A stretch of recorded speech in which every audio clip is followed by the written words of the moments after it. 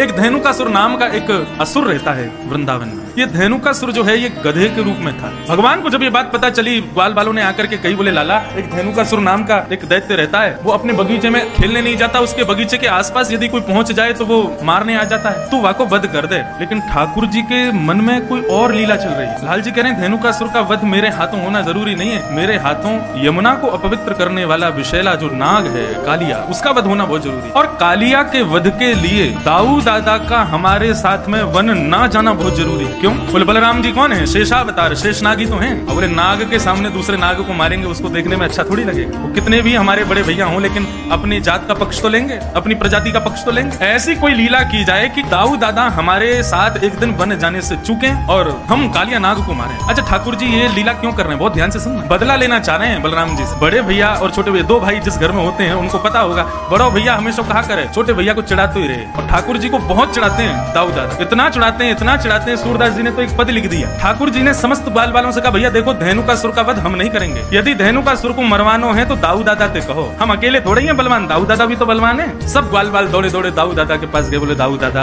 आपके बल की तो कहा कही जाए, आप तो इतने बलवान हो, ऐसे हो वैसे, खूब प्रशंसा की। हर बार असुरन को कन्हैया मारे, आप कब मारोगे? दाऊ दादा बोले हम तो कोई कहवे ही ना है, हमें कोई बतावे ही ना है, कोई असुर को मारनो हमें बताओ तो हम मारे। तब सबने बताई, बोले धेनुकासुर नाम का एक दैत्य आया है वृंदावन में, आप उसको मार दो। दाऊ दादा ने तो महाराज कसली अपनी कमर, बोले अभी बता मैं कहाँ है धेनुकासुर, अकेलो कन्हैया बलवान थोड़ी है, हम भी कम थोड़ी है कन्हैया थे। अब यहाँ दाऊ दादा सब ग्वाल बालों के संग जा रहे थे। ठाकुर जी ने मधुमंगल को बुलाया, बोले सुन यहाँ पे दाऊ दादा जैसे ही धेनुकासुर को वध करे ना, पूरे वृंदावन में हल्ला मचा दियो, बोले दाऊ दादा ने गधा मारो, यूं मत कहियो असुर मारो। पूरे वृंदावन में हल्ला मचवा दी और सबंत कह दियो दाऊ दादा ते छुए नहीं, गधा को मार के आए। मधुमंगल बोलो मुंह को कहाँ मिलेगा? बोले बढ़िया दूध पिवाऊंगा तो तू कहेगा छाछ पिवाऊंगा, दही दे दूंगा, मक्खन खवाऊंगा अपने हाथे, तू मेरे बस इतना काम कर दे। मधुमंगल बोलो ठीक है कर दूंगा। अब महाराज दाऊ दादा धेनुकासुर को मारने के लिए गए। साधारण गधा नहीं था, विशाल विकराल गधा, एक पूरा वन उसके वश में था, आज भी वो वन है। जैसे ही दाऊ दादा को धेनुकासुर ने देखा, दूर से ही महाराज दुलत्ती उठाता हुआ धेनुकासुर है। दाऊ दादा ने दांव पेच खेला, उसके भीतर नीचे से जाकर के उसके दो टांगों को पकड़ के आसमान में 4-5 बार घुमा घुमा के वृक्ष के पास जाकर के फेंक दिया। वृक्ष से टकरा करके धेनुकासुर का वध हो गया। अब दाऊ दादा सोच रहे हैं लाला हमारो इतने सारे राक्षसन को मारे, सब लोग या को कंधा पे उठा करके सब नाचे गाँव में धूम मचावे, पूरे ब्रजमंडल में पुष्प वर्षण हो गए,